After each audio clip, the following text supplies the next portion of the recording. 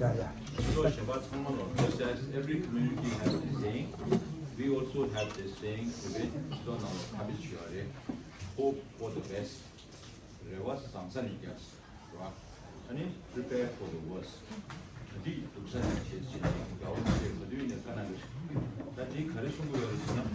hope for the best, meaning that we will or we might reach a resolution on the Sino-Tibet conflict as soon as possible. So in which case we can go back to Tibet, right? Like now, so I'm going to get a message how they are there.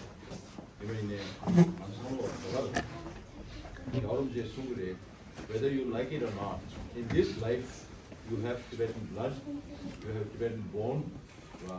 This is Shatar Rusus, the thing, and the big Shatar Rusus, that Miseri can the Amrigad. We are in exile, we were forced, into exile to the Chinese government occupied, Chinese Communist China occupied Tibet. And that's mixture,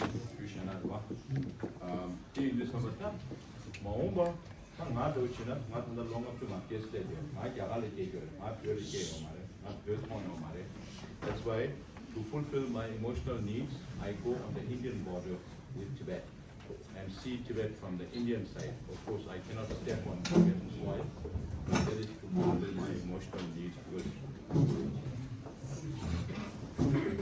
Yeah, that's what you know.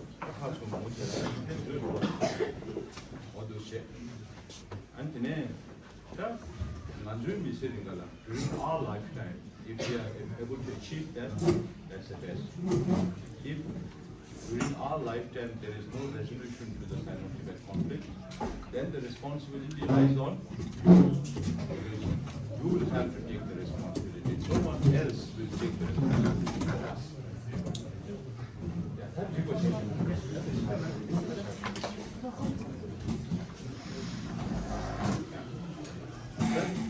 Now, if you have to take the responsibility, then you have to understand about Tibet. So otherwise, you will not be in a position to explain to other people about Tibet. So instead of talking about the larger global politics, geopolitics, geostrategy, all that, I thought it's important that you should know the basics about Tibet. Because we lived in India for 65 years, right? We assumed that because of the popularity of this Holiness Dalai Lama, Indian people know about us. But it's an illusion. When we go speak to even educated intellectuals, they don't know much about Tibet. So we have to explain the basics about why Tibet is important, not only for Tibetans, but for the whole world. So one importance of Tibet is the geostrategic importance of Tibet, in the sense where Tibet is located. So Tibet is located this is Tibetan Plateau, and this is a satellite image. This is Asia, so you have India here, you have China this side, you have Mongolia and others, Afghanistan and Pakistan on the west. So Tibet is in the middle of Asia. So if you take the whole of Asia, then you can see that Tibet is very much in the center, in the heart of Asia. That is why the geopolitical or the geostrategic location of Tibet itself is very important. The subject on a satellite image subject is natural boundary because of the geography.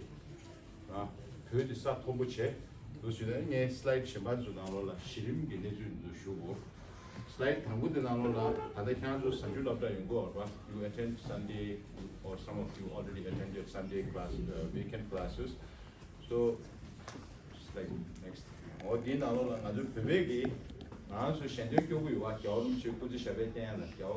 the long life of the 14th Dalai Lama, we have this prayer. The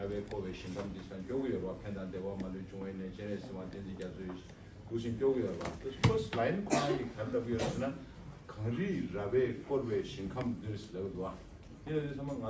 that is how we Tibetans define our own land. Right? In English, it's roughly the heavenly abode, the land surrounded by snow mountain ranges. So now, it's not enough to say how it is surrounded by snow mountain ranges. Dilavi sama an slide shabat nalola. Dine Afghanistan ne chini, Daga ne chini, Payu, Luk, Burma Pado, Himalayas. Yorba.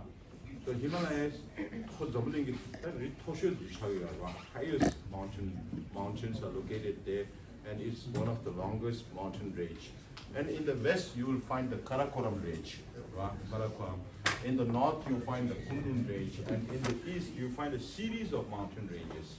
That is how Tibet is surrounded by snow mountain ranges. Isn't Kari Rave Kovation comes in a Kachini Labuyanana, and all Hongola, Himalaya Yore, Nukmola, Karakoram Yore, Changola, Kundun Yore, and Sharmola Lumo Yore, all those in a Deshayaida, and Nishabanzo, oh, Hule, the Sadachumbo, Rasa Pogo, and Keshamburisha, Tadi, Handuge, Ma, the Shake and the Joina. The Chog means the Westerners. The immediate neighborhood of Tibet, we always had relations, but not many people could come into Tibet because you have to climb. There was no aeroplane those days, there were no motorable roads, you have to go by walk or you have to ride horses or ponies, but it's not possible on the Himalayas. So physically it's very difficult to come into Tibet for other people, for non-Tibetans to come into Tibet.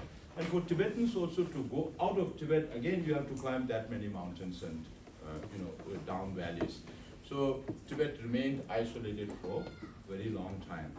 Now Westerners, the Europeans, the first group of Westerners who crossed over Tibet while coming from China back to Europe was sometime in the late 16th century. Then the first Westerner to cross over the Himalayas and started a Christian church in Tibet. Nepal is here, so they crossed over from Delhi to Agra to Dhanchula. They built the first Christian church. Now why that happened? Because Christianity was spreading. They sent Christian missionaries all around the world to spread Christianity, and they considered Tibet as the last frontier where Christianity could not penetrate.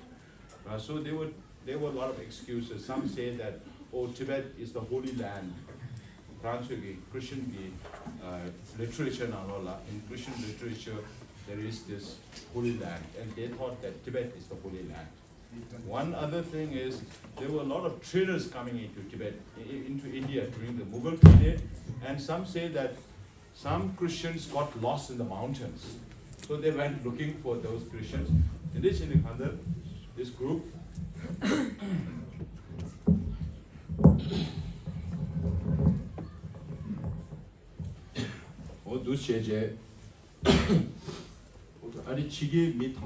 Portuguese.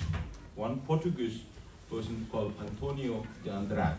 He was the first Westerner to come into Tibet and start a church in Tibet. And there's another group also who started a church in Shigase around the same time, because at that time Bhutan was not even a kingdom.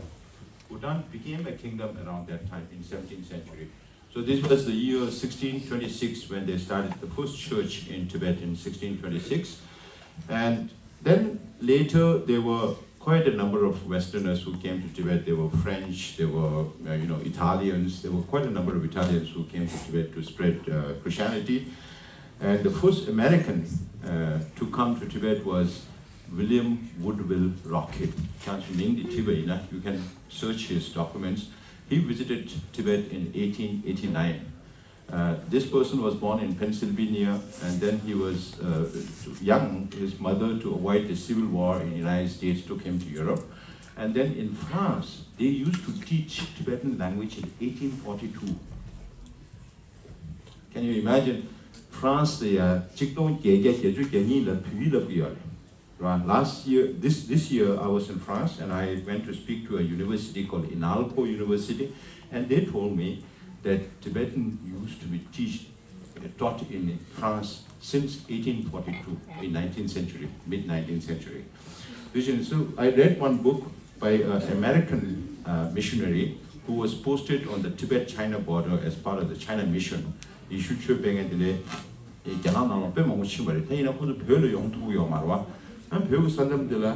Midigi Tepchi Tisha, Tibet Frontier Outpost in 1906.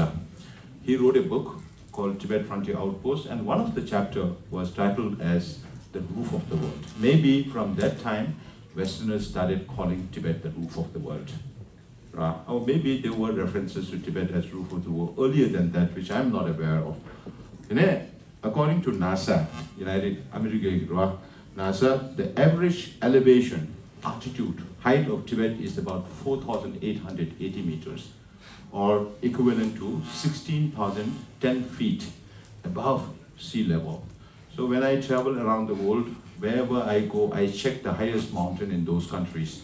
Like Japan, I ask them, which is your highest mountain? Which is the highest mountain in Japan? Mount Fuji, right? Then I ask them, what is the altitude? They say 3,700, 3,800 meters. Then I was telling the same thing in New Zealand also. New Zealand, the highest mountain is Mount Cook. That's also about the same elevation. The highest mountain in Japan, I told them, is like base camp in Tibet. So you start climbing from there. So just to give them an imagination as to how high Tibet is, how high the Tibetan plateau is. And according to NASA, of course, there are several plateaus in this world, but Tibet is the highest plateau in the world. Then it's home to Mount Everest, which is about 8,848 meters, or 29,029 feet. And Tibet is huge. Tibet is not a small country. Sometimes we Tibet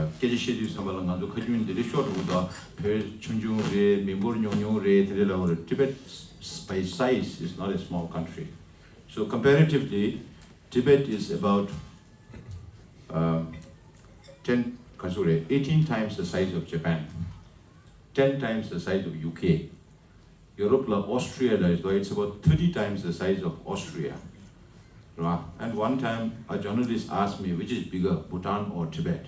You need 100 Bhutan to make one Tibet, right? So it's that big. And that is also the reason why Tibet is important geostrategically. Right? And then, according to scientists, they say this Tibetan plateau, this is the Indian plate and this is the Eurasian plate. So the Indian plate was called the Gondwanas, and it was a separate land. Now over 50 million years ago, then this tectonic shift happened, and the Gondwana plate went underneath the Asian plate, and these mountains came up about 50 million years ago, right? Even now, scientists, according to Geological Survey of America, they say that it continues to grow by about 10 millimeter every year. So 10 millimeter is about noodle thick. So which means to say that the tectonic shifts are still happening and it's still growing. And all these areas are prone to earthquake, right? It's all seismic zone, and then human habitation on this plateau, as of the findings today, dates back to more than 30,000 years. So in future, if there are new findings, it may still go back more than 30,000 years, but as of today, they say the human habitation, according to a scientific journal, dates back to about 30,000 years.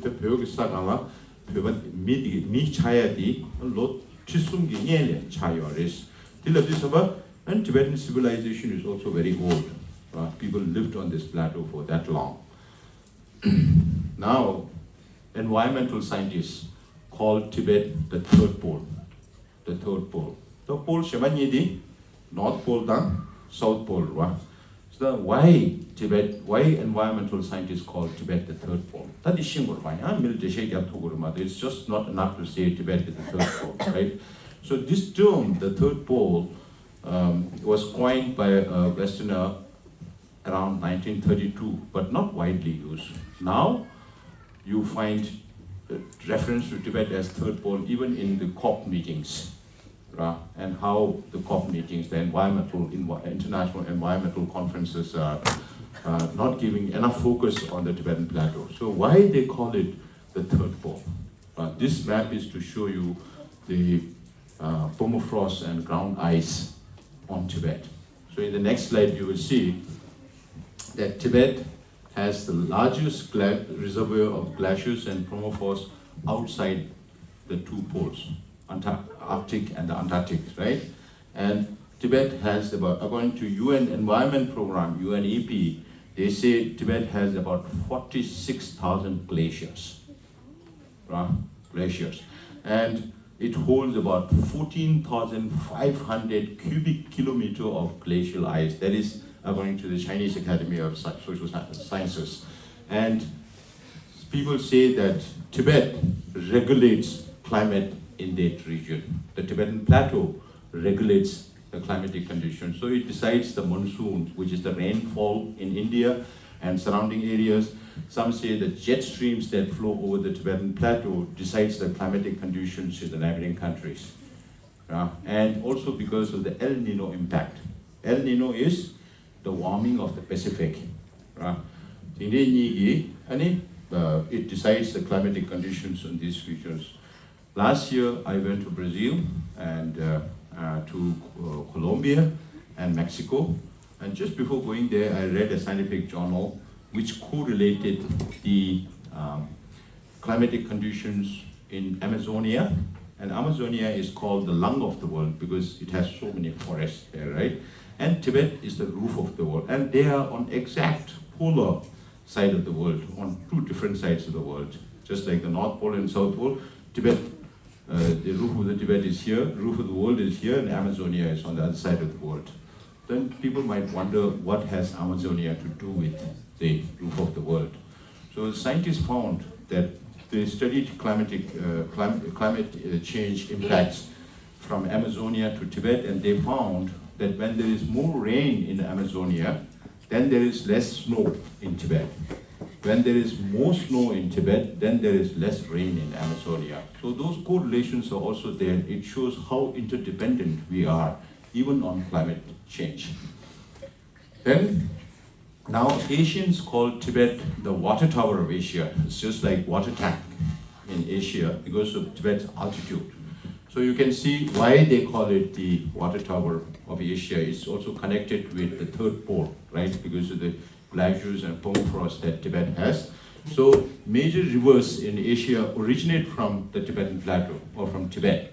So in the east, you have the Yellow River that originates from Tibet and goes into China. Now, if you have read about civilizations, the Chinese civilization was formed on the bank of Yellow River. And this river and the Yangtze River, which originates from Tibet and flows into China, are the two lifelines of China. Without these two rivers, China cannot support its 1.4 billion people. According to scientists, some say the underground water in China, about 60% of China's underground water is polluted, which means it cannot even be used for irrigation. And about 50% of China's surface water is polluted. So for the very survival of the Tibetan, for the Chinese people, the water that originates from Tibet is very, very crucial. So it's very important even for the Chinese themselves to make sure that Tibet's environment is protected for their own well-being. And then you have the Mekong, which originates from here, then goes into 5 different Southeast Asian countries. It goes into Laos, Burma, Cambodia, Thailand, and Vietnam. So 5 countries, the Mekong flows and reaches these. Now, I was also in Cambodia, I was also in Thailand, and when you go there, now you read more issues about people's livelihood being changed because China does not share any hydrological data with downstream countries. Forget about water sharing. With India, they have just started discussing about sharing hydrological data because if you don't share hydrological data, in India also we had in 2008 there was a major incident called an artificial lake was formed called Parichu, and China did not share the hydrological data, and then this got burst, right? This artificial lake got burst, and then the downstream India, many people got killed. So if you don't share hydrological data, this also has serious consequences. Then there are 2 other rivers that goes into Burma, the Salween and the Irrawaddy, 2 rivers. And this is River Tsangpo, Brahmaputra, which originates from Western Tibet, comes to Eastern Tibet, takes a U-turn here, and then comes into India and then Bangladesh. Now at this place called Pemakue in Tibet, Metok, they are building a mega dam. Now which is the biggest dam in the world today? The Three Gorges Dam. The Three Gorges Dam is also in China. Now this dam is supposed to produce 3 times the hydroelectricity than the Three Gorges Dam, right? So you can imagine how much water needs to be stored upstream and how much flora and fauna that is very unique to the Tibetan environment will get submerged and get destroyed, and how many Tibetan villages and monasteries will get submerged. Right? That is at least one part. But I also told you that the whole area is seismic zone. Now, if something happens to this size of a dam here, because of earthquake or something, some natural disaster, then water will come into these areas. The people in Arunachal Pradesh, in state of Assam in India, and Bangladesh will get washed away with that amount of water. So it will have serious human catastrophe if this dam is built, and in future if something happens to that size of a dam. But the larger idea is China wants to divert all of Tibet's water up north, because north of China is getting parched, right? So they have major plans to take this river along this side and then take it north. There are report ICD report, and then you have another smaller river that originates from Tibet, comes into Nepal and joins the Ganges. It's called Karnali. So Tibetan river also flows into Nepal. Then you have the Ganges. Ganges flows from the Indo-Tibetan border, and then it flows into India. It's one of the most sacred rivers in India. Then you have the 2 rivers that flows in the west. There's the Sutlej and the Indus that flows into India. Then it flows into Pakistan.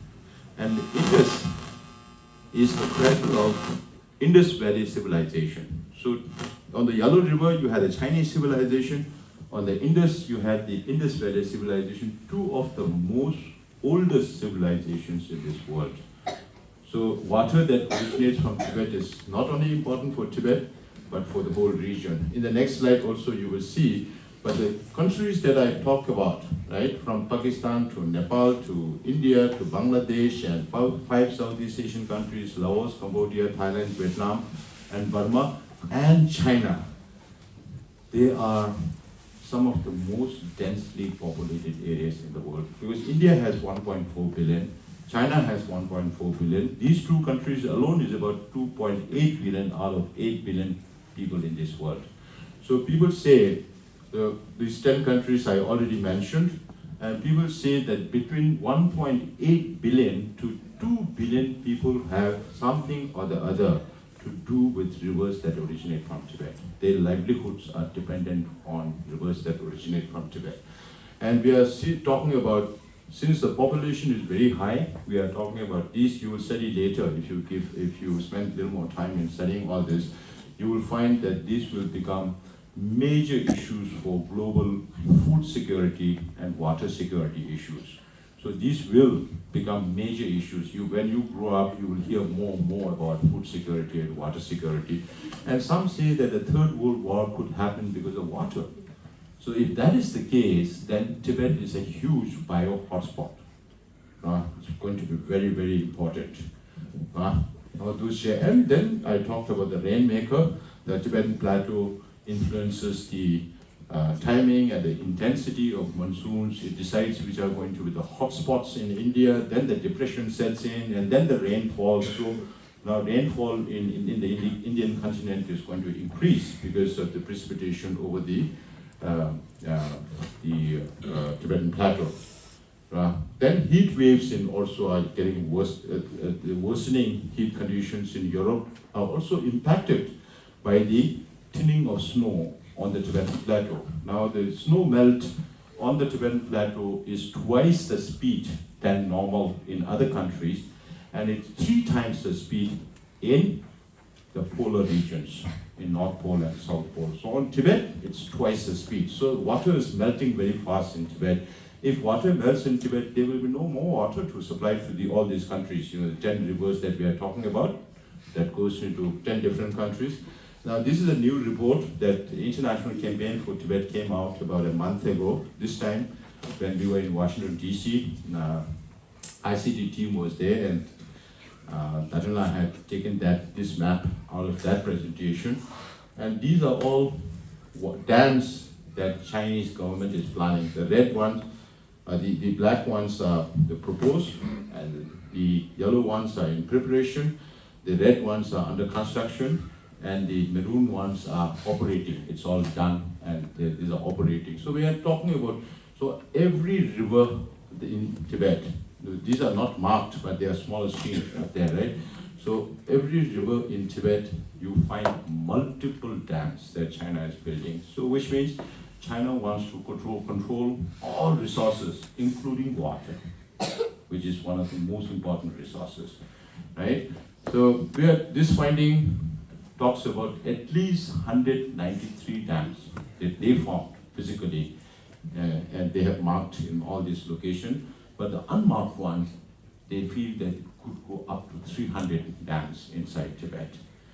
And damming of Tibet's water to produce hydroelectricity, to take it to eastern China. All this hydroelectricity goes to eastern China. Now, this year you must have heard that there was a major dam being built in Kham area, right? Between Dege and Jomda. So this is just one of the dams that Chinese government is planning out of 13 dams in the upper reaches of Yangtze. So Tibetans, on their knees were pleading to the Chinese government not to build this dam because it's going to submerge a lot of land, destroy old monasteries and also Tibetan townships. So Chinese government doesn't care about what happens to Tibetans. They just do what they want to do. But we have to create awareness in the international community to put pressure on the Chinese government that whenever they do any developmental work, including damming, they should be conscious of environmental repercussions because of these dammings. So this is just to give you an overview. So in the other map, in this you can see China today is 1.4 billion people, and they are the largest Asian country in Asia, apart from Russia, right? And then India is also home to 1.4 billion people. So between these two nations, Tibet has always remained as a buffer. So there was never ever in history a war between India and China because there was never ever a common boundary between India and China. But then Chinese occupied Tibet in 1950, right? And then it became India-China border. Even now, Indian government has not changed the name of the forces on the border. They still call it Indo-Tibetan Border Police, Indo-Tibetan Border Force. So I keep telling the Indian people also that also underlies India's position on Tibet and the Tibetan border, right? So Tibet has always played the role of a buffer. Now, through the middle way, if we can find a non-violent, negotiated, mutually beneficial, both for the Chinese people and the Tibetan people, a solution, then that could be lasting, because non-violent solutions could be lasting. If you look at the world today, you talk about Israel-Gaza conflict that is going on, Ukraine, Russia, everywhere. Some say that there are 55 violent conflicts going on around this world. And just a few days back I was reading, this might be one cautious.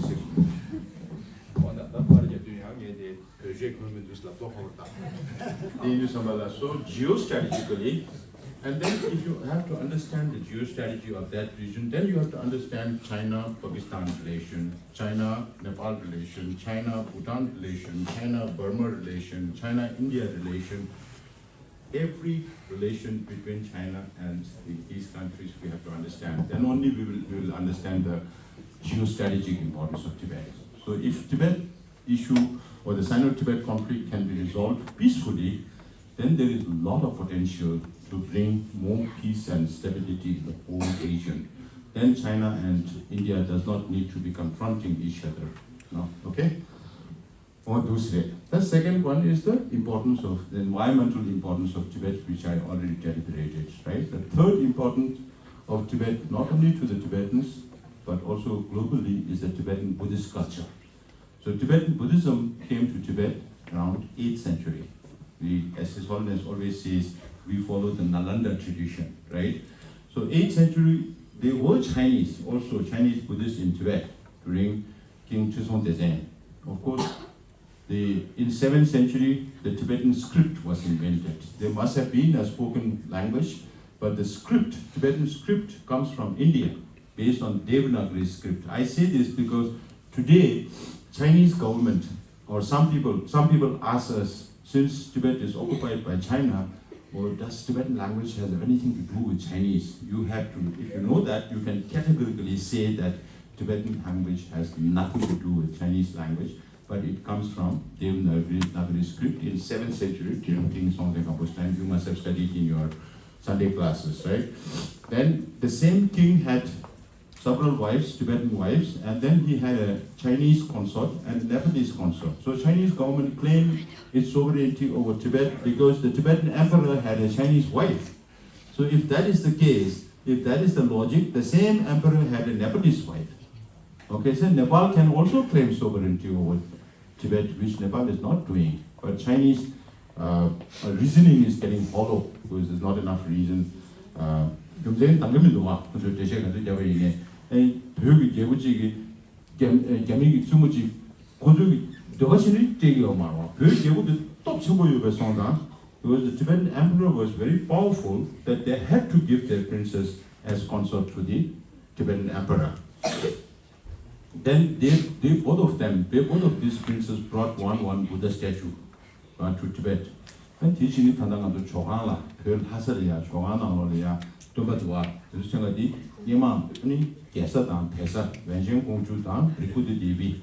These two are supposed to have brought, but Buddhism formally was not introduced in Tibet because the Tibetan language just came into being, and His Holiness even now says the Tibetan emperors were very smart.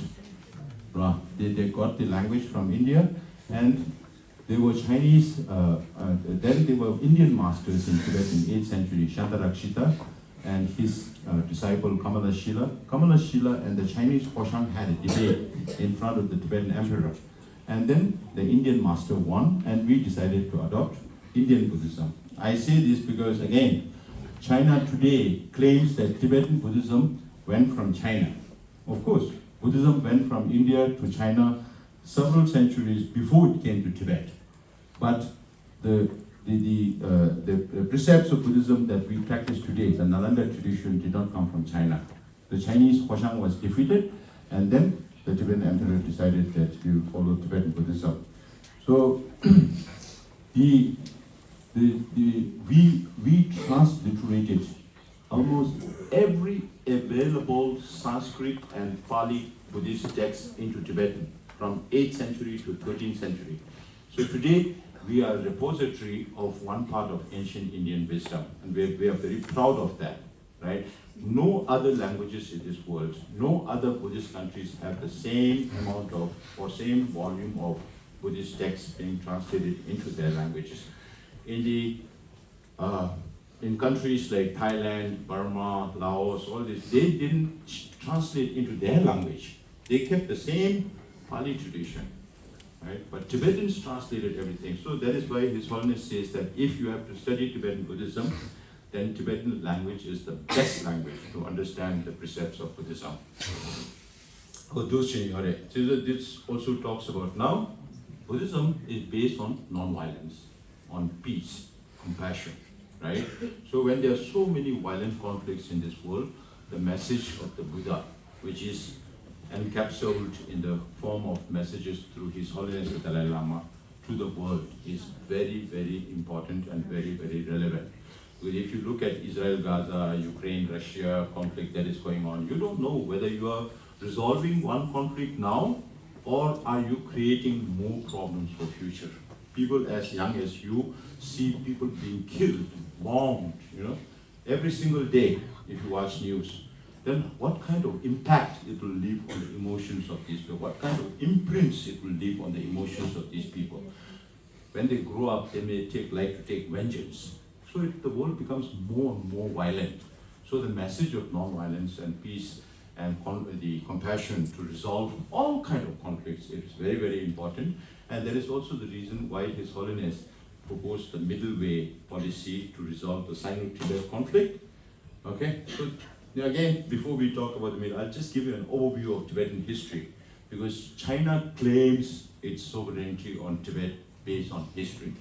Right? So we should know how we have to argue back against the Chinese as to how Tibet was not part of China historically. So in this you can see the Song dynasty is too early, so we can leave it that, but the Yuan dynasty in China is that period when the Mongols invaded China. Tibet at one time was a huge empire. Between 7th to 9th century, we even captured the capital of China, dethroned the emperor, and put in a puppet king in 8th century, right? And today, this is not today's Beijing or Nanjing before that, but those days, the capital of China was Xi'an or Xiangyang. So from that Xiangyang to present-day Uzbekistan, Samarkand in Uzbekistan, that used to be the extent of Tibetan Empire at one time. So Tibet was a major power at one. We should be proud of this. We talk about Songtsen Gampo, Trisong Dejian, Shirogpa Chen, up to those periods. And then Tibet disintegrated for about 400 years, up to 13th century. But even at the end of those disintegrated periods, when there was not one single king who could rule the whole of China, Tibet, but I say Tibet's frontiers were very well protected, because a few years ago I was in eastern India to find out on the Google about a temple in Kolkata that was built by the Panchen Lama. So while doing that, I also found that beginning of 13th century, when Genghis Khan was becoming a big empire, big emperor in the region, because they were merciless. If they have to capture San Francisco, if they are coming from south, they come through San Diego and they kill everybody. By the time they reach here, everybody surrenders for fear of being mercilessly decimated, right? So, but in 1206, India was ruled by the Khiljis, and they sent 10,000 army into Tibet, and only 100 returned back, which means to say that even though Tibet was disintegrated, Tibetan frontiers were very well protected. So Tibetans developed relations with the Mongols in 1247, around mid-13th century, because the Mongol emperors were looking for a spiritual master, and they found Sajya Pandita Khongpa Khyentse as the most suitable imperial preceptor to teach spirituality to the Mongol kings. And then later, Dongwe Chögye Phagpa, who is a nephew of Sajya Pandita Khongpa Khyentse, ruled Tibet and introduced what is called the Panchen system of governance in Tibet.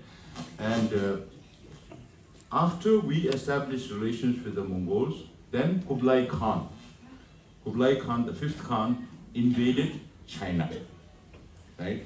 When the Mongols ruled China, and that period of 1271 to 1368, when the Mongols, Kublai and his successors ruled China, that period is called Yuan dynasty in Chinese history.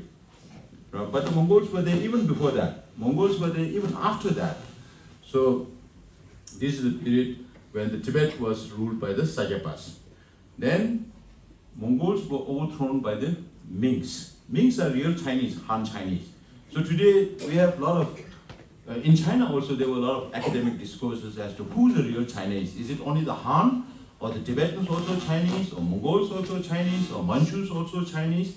So if Mongols are also Chinese, then they can claim half of the world, because Mongols conquered that much area, right? Kublai Khan, Genghis Khan and his successors invaded many parts of the world. So when the Mings overtook and ruled China from 1368 to 1644, a little more than 300 years, parallelly in Tibet, we had three dynasties. The Pamoduba dynasty, who ruled Tibet for about 100 years. Then that was followed by the Rinpoche dynasty for about 100 years. Then they were followed by Devasangpa for about 100 years. So parallelly, from 1368 to 1642, Tibet was ruled by the three dynasties, and China was ruled by the Mings. We didn't have much to do with the Ming dynasty, right? And then the Mings were overthrown by the Qings. Now Qings are Manchus.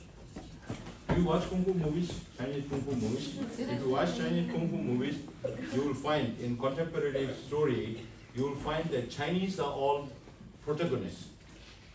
All the antagonists, in Hindi we say Dakus, right? All the Dakus are Manchus.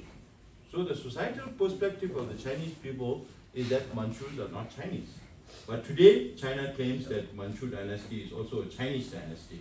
So the Manchus ruled China from 1644 to 1911, right? And Tibet, now if you look at that, see here you find 1644, but Tibet is 1642. It's true that we have to change this, we have to improvise this presentation. So 1642 years before the Manchus overthrew the Mings, the fifth Dalai Lama had already taken over the spiritual and temporal leadership of Tibet in 1642, 2 years before.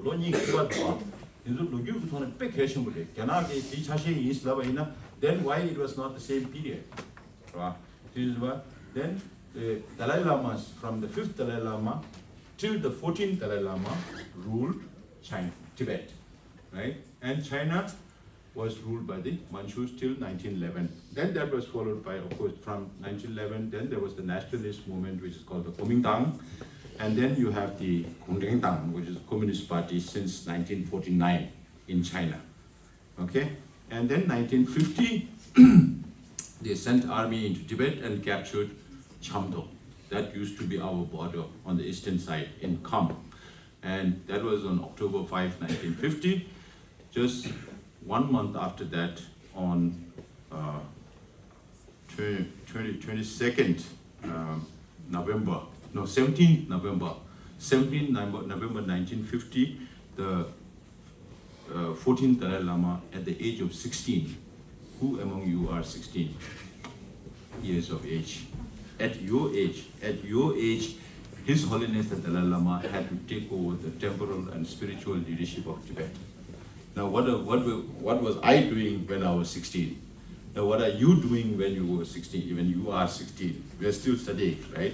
But the Dalai Lama, the 14th Dalai Lama had to take over at a very, very crucial period of our history when the Chinese just invaded Tibet, and then His Holiness had to flee on the Indian border, stayed there for around 7 months in Tromo. And then during that period, we were forced to sign this so-called 17-point agreement by the Chinese government. Right? So I'm telling you all this just to give you a imprint, then you can read more documents, books, right? So today I carry 2 books with me when I travel around the world, because one thing is that the Chinese government, we have to take a position on the Tibetan history. When we say middle way, when we say middle, then we talk about polarities, right? Without polarities, there is no middle. So one polarity is the present situation of occupied Tibet under the repressive Chinese government, and the other polarity is the historical status of Tibet as an independent state. So His Holiness is trying to find a middle way called the genuine autonomy, because in Tibet, they still call it Tibet Autonomous Region, Tibet Autonomous Prefecture, Tibet Autonomous County, but there's no real autonomy. It's only their name. So, genuine autonomy, not just only in name, but also in practice. Right? So that is what His Holiness is trying to seek. A solution that is mutually beneficial both for the Chinese and Tibetan people. So now, if there is no recognition for the polarities or extremities, then there is no value for middle way. That is why China is not responding to our call to negotiate.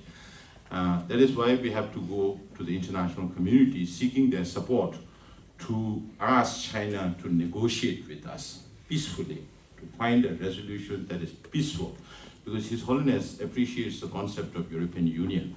If His Holiness even now says that if it had not been for the European Union, Europeans would still be fighting with each other. You must have heard history of Europe where England and France fought for about 400 years. Now, after the formation of European Union, Europeans live in peace with each other, but of course now they are facing aggression from Russia. So this book, I would highly recommend you read this. I told the elders also in this building last night, I was telling them that many Tibetans don't focus on Tibetan history. Right? Okay, first message is to the Chinese government that they cannot change history because history is in the past. So they put condition on His Holiness the Dalai Lama saying that His Holiness should say that Tibet has been part of China since ancient times. Now His Holiness says, I'm a Buddhist monk, I cannot lie. Right? His Holiness cannot lie. And His Holiness is very smart in giving right answers. So he says, I'm not a historian. Let us leave history to historians. What I'm trying to seek through the middle way is mutually beneficial, both for the Chinese people and the Indian people. And whether we like it or not, we are neighbor of China and India since time immemorial, right? So you heard about the Indian monkey god called Hanuman? Yeah? Okay. So those who have not heard, there is this Indian mythological god called Hanuman who is supposed to have the power to lift mountains, right? So we don't have a Hanuman to lift Tibet out of that place and put it somewhere in the Atlantic or Pacific near you, right? So whenever we get to go back to Tibet, we have to live in Tibet. And we have to live with Chinese as neighbors. We have to live with Nepalese and Bhutanese and Indians also as neighbors. So if you have to live as neighbors, why don't we live in peace with each other? That is the whole message of His Holiness the Dalai Lama. So to gain traction, to gain value, and to gain leverage for the middle way, then we ask governments to recognize the historical status of Tibet. Otherwise, middle way has no value. So for that, now I carried this one book. Last night, if you were, some of you were there at the public meeting, you can also, when you find time, I would highly recommend the Tibetan Association here to invite Michael Van Walt. The author of this book is very much here in Bay Area. Michael Van Walt van Praag. So he was a Dutch person, and he, at the age of 17, way back in the 70s, he met His Holiness the Dalai Lama for the first time. And His Holiness the Dalai Lama visited Europe for the first time in 1973. And His Holiness visited United States for the first time in 1979. So Michael studied international law, right? And he had written a lot of documents on Tibet, including the legal status of Tibet, political status of Tibet, and all that in the past. Now he came out with this book about four years ago. And he looked at the history of Tibet from the international legal perspective. And he proves, the reason why I mention all these names, it won't make sense if I don't mention this overview of history. He proves that whether it's Tibet, Yuans are Mongols, right? Tibet, Yuan, Tibet Ming, who are the real Chinese, Tibet Qings are Manchus. Or as per international law today, he proves that Tibet has never been considered part of China. Right? So this is very important for you to read so that you get a perspective of international academic research on Tibet.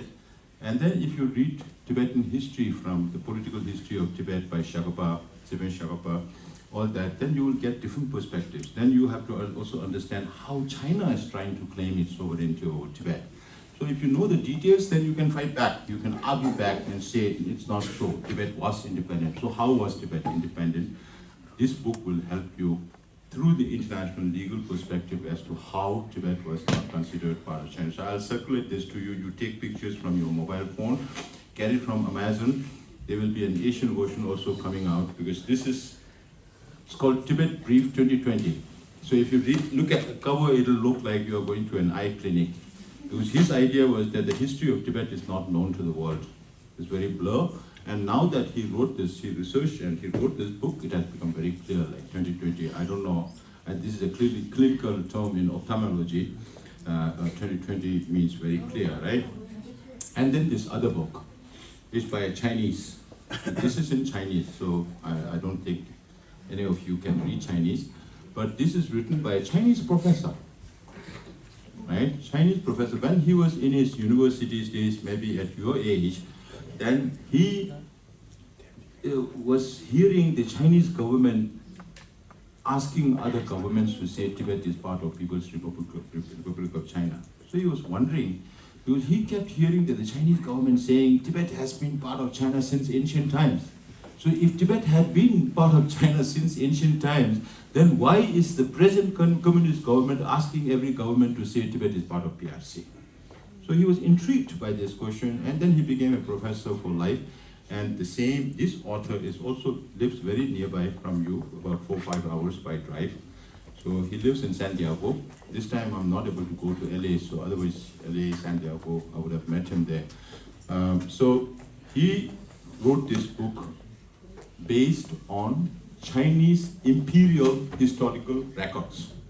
And Chinese are very well known to have a systematic record of history. When the one dynasty ends, the other dynasty revises the whole history and they lay it down. Right? When the Yuan finished, the Mings came, the Ming revised the Yuan history. Just like when the Ming got finished, the Manchus, the Qings revised the history. So it's very, very well documented. They cannot argue that. So he looked at the imperial Chinese historical record. He took all these materials from the Communist Party website, right? And it's an old Chinese, so he made it into new Chinese language. And this is not written in the form of a historical narrative. This is more an argument as to how imperial China, if you can consider the Yuan and the Qings also as Chinese dynasties, then how imperial China had never considered Tibet as part of China. And coming from a Chinese professor, this is very valuable book, right? So Tibetan version has been translated by Sangye Kyap and it was published by the Tibetan Library of Works and Archives in Dharamsala. Those who can read Tibetan, you can order from there. And the English version will come out in about 3 months' time. So professor doesn't want any mistake because he says, I'm confronting Chinese government. So I don't want simple mistakes or silly mistakes in my book. So when you change from one format to another in computer, then the indentations go wrong. So they are manually getting everything right. So the English version, when it comes, Kuan Namgyala is here, our representative in Washington, D.C. They will be working together with Professor Lau to publish this in English, and when the English version is out, some Tibetan historians say that this book, they have never seen any other book like this, because this has a lot of evidence as to how Tibet is not a part of China. So here is an overview of Tibetan history. Now a little overview about the Tibetan government in exile, or Central Tibetan Administration. You must be wondering, what is Sikyong, what is Sikyong's job, what kind of government we have in exile, right? So His Holiness was a visionary, always. When we came into exile in 1959, nobody thought that we would have to live in exile for so long. Everybody thought that we would go back in a short period of time, because during the 13th Dalai Lama's time, also the Chinese came to come and kill many Khampas, and they came to Lhasa in 1910. And the 13th Dalai Lama had to flee to India in 1910. But 2 years later, His Holiness the 13th Dalai Lama returned back to Tibet, because we kicked out every single Chinese from Tibet. So during the 14th Dalai Lama's time also, we thought that we will return back to Tibet in a short period of time, but it did not happen. Now we have been in exile for the last 65 years. The benevolence of His Holiness the Dalai Lama on the Tibetan people, we say, if it had not been for His Holiness the Dalai Lama coming into exile, there were very few Tibetans in Kalimpong and Darjeeling in India, and the Indian government was ready to send them back.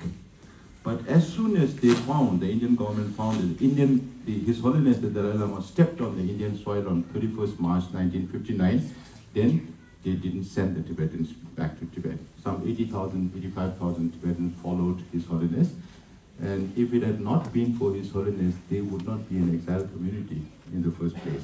We wouldn't be there, you won't be there, your parents won't be there, your grandparents would not have been able to reach India, and there would be no exile. So we'll have, all of us must have, if we are born in the same manner that we are born here, then we would still be suffering under communist China. So the very reason that we have an exile community is because of His Holiness the Dalai Lama. And as His Holiness is a visionary, as I not even 1 year after coming into exile, we were going through a lot of trouble because Tibetans, as I mentioned, Tibetan language script came from India, but we don't speak any Indian languages. So our people were illiterate, most of them, and they had no skill whatsoever. And we always lived in the mountains, right? We always lived in the mountains, and India was very hot for the Tibetans. So many of our people died because of dietary problems. So later they were put up in the foothills of Himalaya. So whenever, if you get to go back to India, you want to say, what? So if you get to go to the Himalayas in Chamba, Darjeeling, Manali, Shimla, all these places, then you should imagine that your grandparents worked on road construction because that's the only thing we could do, hard labor. We didn't have enough education. But His Holiness introduced democracy in 1960, not even 1 year after coming into exile, because His Holiness visited China in 1954-55 when he was only about 19, 20 years old. He met with Chinese leaders like Mao Zedong, Zhou Enlai, Zhu Dai, all that. And he found that, of course, everything looked very disciplined, but people didn't have the freedom to speak their mind. And then His Holiness was able to come to India in 1956-57, and that was just 10 years after India got independence, and it was a nascent democracy. His Holiness visited the Indian Parliament, found it very chaotic, but everybody had the freedom to speak their mind. So His Holiness appreciated democracy and introduced democracy to the exiled community. And in other countries, you find that to gain democracy, you have to sacrifice your life and you have to spend a lot of blood and sweat to get democracy. But His Holiness sometimes imposes democracy on us because he had been preparing our people over the years, right? Now, today, even an ordinary person like me, a farmer's son who grew up in a settlement working on the fields, could become Sikyong, right? So it's all because of His Holiness. So today, we have a Supreme Justice Commission, which is one organ of democracy, but we don't handle criminal cases because we live in India and we have to conform to Indian laws. Just like in the United States, we Tibetans are here, but we have to conform to American laws. Otherwise, we can't exist, right? So, but our courts follow all the due process of law, but functions more like an arbitration. And then we have a parliament of 45 members.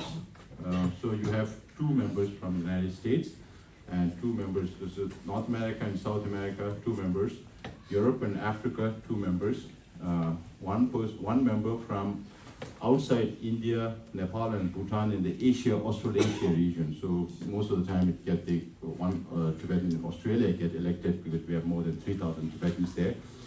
And then this parliament functions like the legislative. They frame laws for the Tibetan diaspora. So we have laws that govern us in exile. Then you have the executive. Executive meaning the Sikyong is the head, right? They're elected by Tibetans all over the world. And Sikyong is the executive head. And then under the Sikyong can nominate up to 7 ministers because we have 7 departments, right? So one department is religion and culture.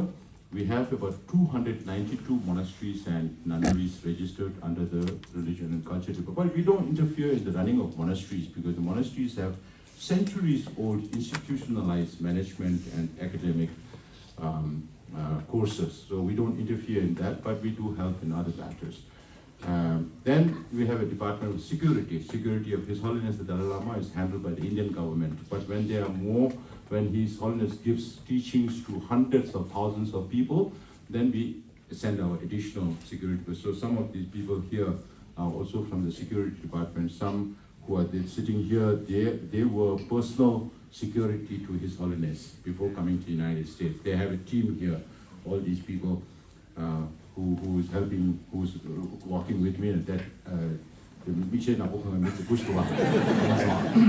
the senior ones. They have been there for very long, so His Holiness. So we have the security department, right?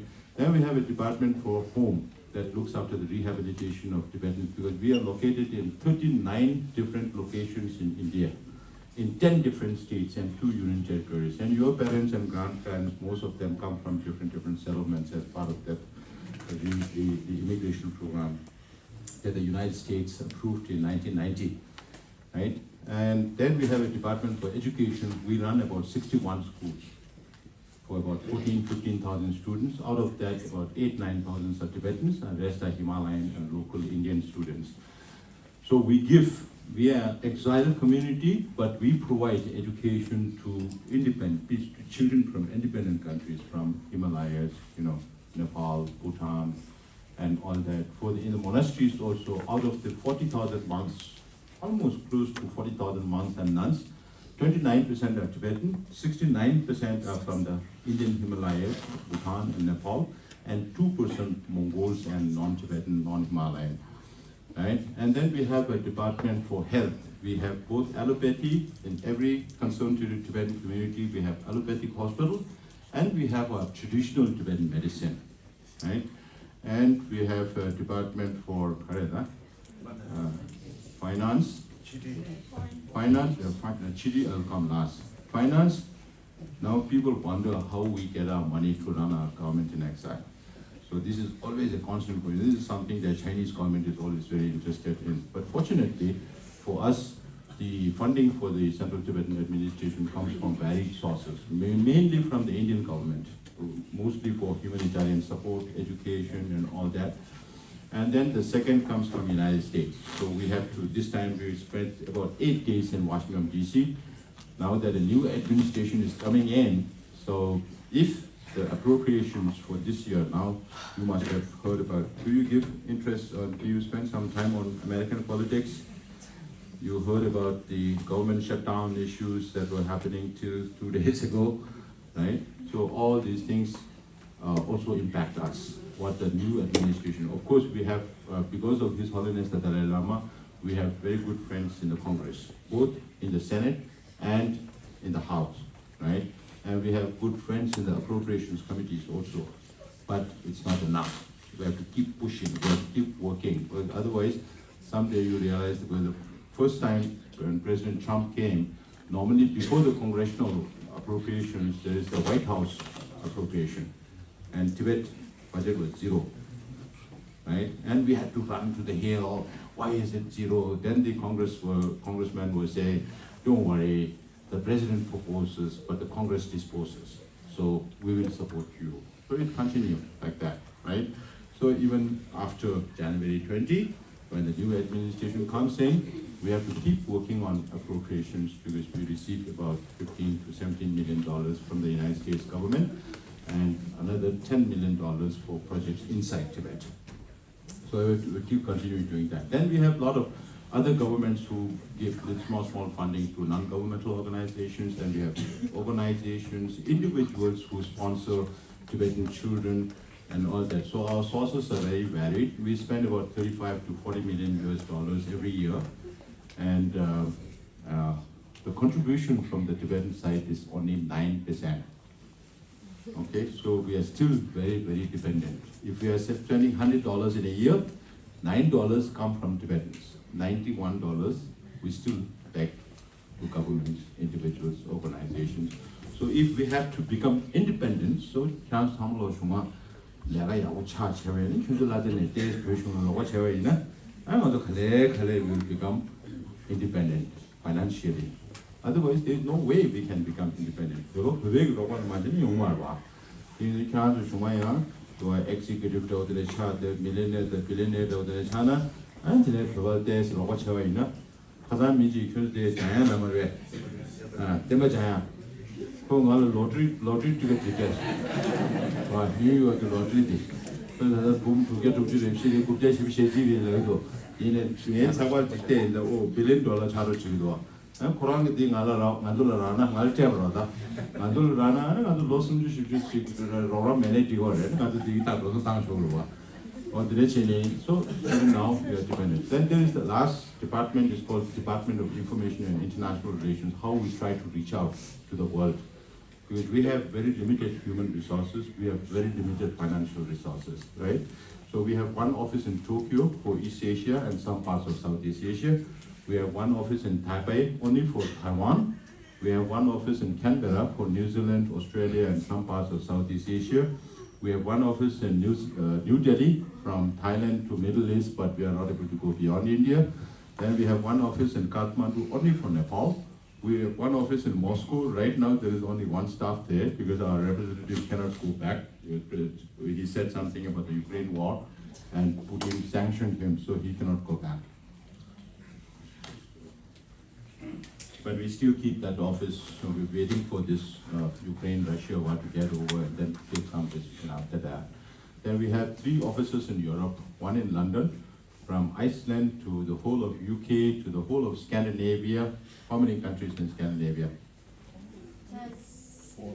Has it? Four. 4, right? 1. 写的这个没赢了吧？你这个是写的了吧？Norway, Sweden, Finland, Denmark, and 3 Baltic states. 3 Baltic states. Baltic, Honyuan. No. Baltics are Estonia, Lithuania, and Latvia. 3 Baltic states plus Poland. So one office with just 3 people have to look after that many countries, right? And we have one office in Brussels that has to take care of Portugal, Spain, France, Benelux are 3 countries. Which are the 3 countries? Benelux, Belgium, Netherlands, Luxembourg. Benelux, agree. Benelux, and European Union. And we have one office in Geneva, and responsible for the whole of south of Europe. Italy, Germany, all the Balkan states in Europe. Then we have one office in Sao Paulo, or São Paulo. I was there last year, and that is responsible for the whole of Latin America. And we are only 2 people there. And our representative does not speak Portuguese, and he doesn't speak Spanish. So he needs a translator all the time, right? And then we have one office in Washington, D.C., where Kumar Namgyala is a representative today, with 5 staff there, including himself, and 1 person responsible for coordination with the Tibetan communities, because US, United States, we have, in the whole of North America, we have 36 Tibetan associations, right, including 1 yours, and yours is the 3rd largest or the 2nd largest after New York in the United States. But if you take Toronto into consideration, then you may be the 3rd or the 4th, right? So Tibetan, the largest number are in New York, the 2nd one is in Toronto. Minnesota claimed to have about 5,000, but they don't have the exact numbers. Even here, your president last night was reporting that when we tell people, there are 1,945 people who paid the voluntary tax that we collect, right? And then he tells others that we have between 3,000 to 5,000. So 3,000 to 5,000, that's a lot of difference, or 60%, 70% more. So we don't have an exact number. So yesterday also we were discussing, I was imploring them to get a demographic number. It's very important, when we have to reach out to the state government, so we have to reach out to institutions for support, for the school or for any other projects that the Tibetan community here in Northern California wants to do, then we have to give them numbers. If we don't have numbers, then if you say 5,000, you will be lying, right? And as a Buddhist, you cannot lie, right?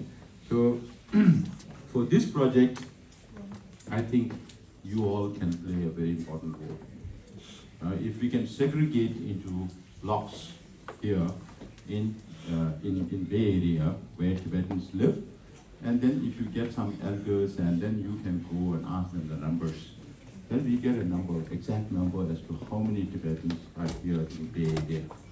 And you can help the community leaders to do that. And you will also gain some insight about the Tibetan community here in Northern California. So that is how we try to reach out. And we have our election commission. We conduct election in 1 day all over the world for the position of Sikang and for the position of members of parliament. So the whole world wonders how we conduct this, because nobody has that kind of a scale, from some 37 different countries, from Japan, New Zealand, Australia, and all those countries to United States, Europe and United States. So we conduct election in one day all over the world, which is exemplary for many other communities. They can't even imagine that we can do that. So last time I was in Switzerland, and the Zurich Council President, Mr. Mayo Fair, I told him, now that I've become president, you should advise me. And he was saying, I'm in no position to advise you because I rule only Zurich and your territory is all over the world, right? And then we have our Public Service Commission. We have about 600 civil servants. Many former civil servants are here, around here, including your principal. Okay, he was also working for the Central Tibetan Administration, and I could see a lot of them around here. So we have about 600 civil servants at the central level, and then about 400 working under the Department of Health and Home to gather different services that we deliver to the people, right? And then we also have Auditor General's Office. So we are very proud to tell our donors that we have zero corruption. Right? But I also say not enough money for corruption also. Right? But we are very proud that we use whatever fund we receive, we use it judiciously for what it's meant for. And all the structures are also framed under that for delivery of services to be done on time and in good quality.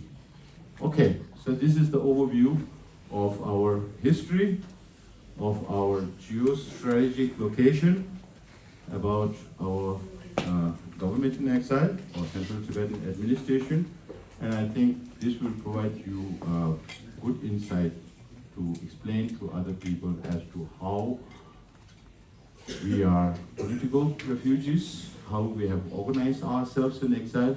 No other community, exile community, has this kind of structure. I have visited more than 27 different countries in the last 3 years, and I've never seen any other exile community like this community, right? And it's all because of His Holiness the Dalai Lama. So we should feel this gratitude to His Holiness for His benevolence in empowering the Tibetans to carry on the responsibility that we need to carry. And one of my jobs is to prepare the younger generation. If I fail, or if we fail in our duty to prepare this generation for future leadership, then we would be failing in our duties, right? And you would be failing in your duties if you don't manage to take up the responsibility. Wow.